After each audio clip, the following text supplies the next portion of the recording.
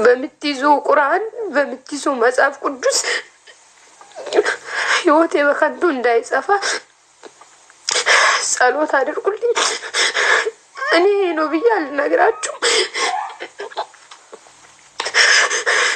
ግን ሁላችሁም ጸሎት አድርጉልኝ።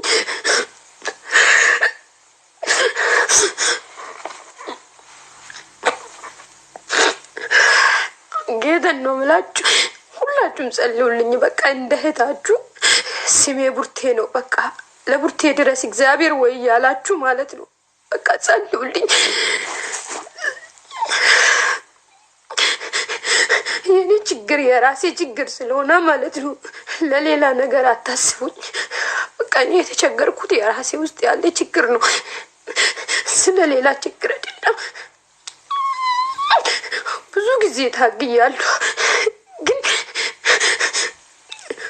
አሁን ወደ ህይወቴ የሄደ ስለሆነ ጸልዩልኝ። በቃ እኔ ከእናንተ የምፈልገው ጸሎት ብቻ ነው።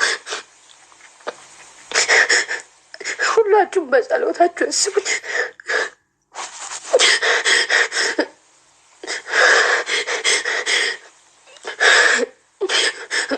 ሁላችሁም በምታምኑ ጸልዩልኝ። ሌላ ምንም አይደለም የመጣሁት ማለት ነው። ከዚህም በኋላ ላይፍ ልገባም ቲክቶክ ላልገባም እችላለሁ፣ ግን ጸልዩልኝ። የምታውቁ ታውቃላችሁ የኔን ችግር፣ የማታውቁ ግን ጸልዩልኝ። ጸሎት ብቻ ነው የሚፈልገው። ወይ ፈጣሪ እንደሊገልኝ ወይ ደግሞ ከዚህ መከራ እንደሊያድንኝ፣ ይሄን ብቻ ነው የሚፈልገው።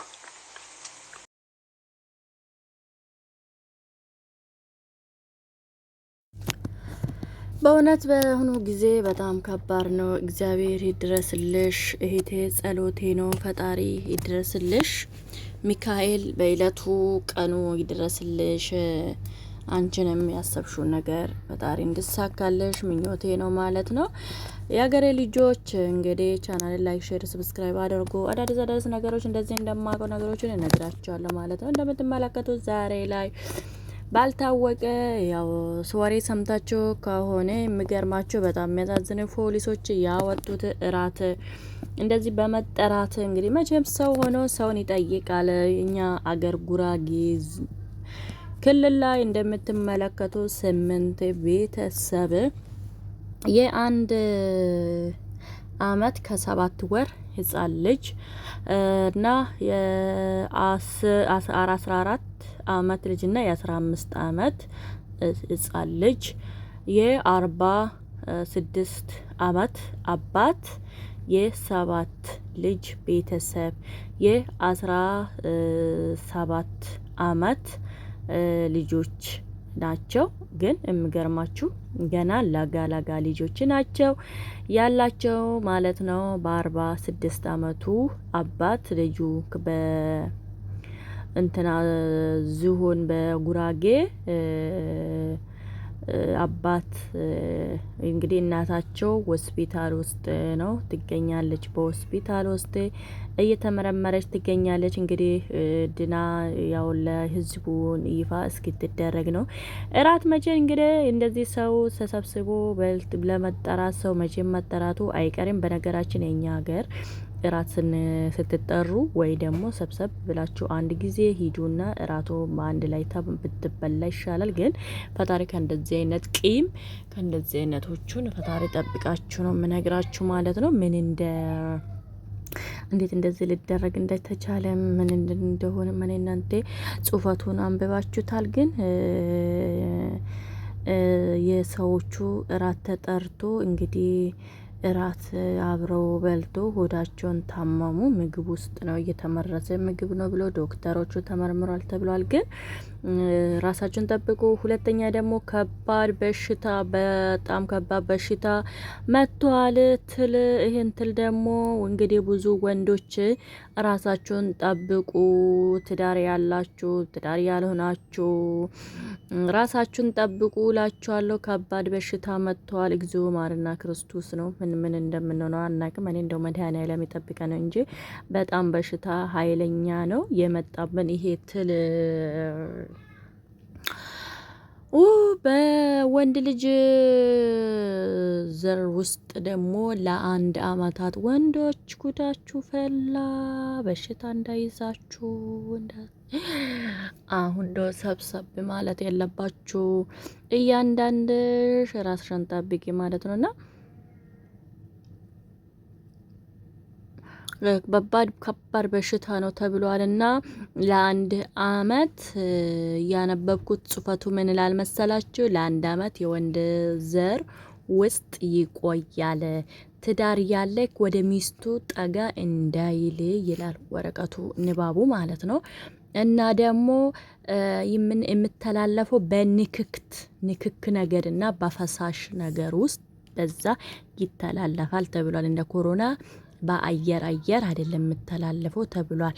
ስለዚህ ወንዶች ራሳችሁን ጠብቁ፣ ሴቶችም ራሳችሁን ጠብቁ። ይሄ የመጣላችሁ የኤችአይቪ ምልክት ነው። ኤችአይቪ ይለቃል አይለቃችሁም ማለት ነው። ኤችአይቪም አይለቅም። ስለዚህ ይሄ ምንድነው? እንደ ኤችአይቪ በሽታ ነው። ስለዚህ ተመራማሪ ሆናችሁ ነው ትዳራችን መያዝ አለባችሁ። ተመራማሪ ነው። ከዛ ንጽህናችሁን ጠብቁ። የበሽታ የያዘ ሰው ጋር አትጠጉ። ብዙም ከሰው ጋራ ንክክ አታብዙ። ብዙም ከሰው ጋራ አብራችሁ አትተኙ። ቤታችሁ በቤታችሁ፣ ምግብን በቤታችሁ። እንግዲህ ሀገሩ ከፋ መጣ። ፈጣሪ ሁላችንም ይቅር እስክለን ድረስ መድኃኔዓለም ይቅር እስከምለን ድረስ ንስሐ ግቡ፣ ጸሎት አድርጉ ነው የምላችሁ የሀገሬ ልጆች። ፈጣሪ ባለንበት ቦታ ይጠብቀን ከክፉ ነገር።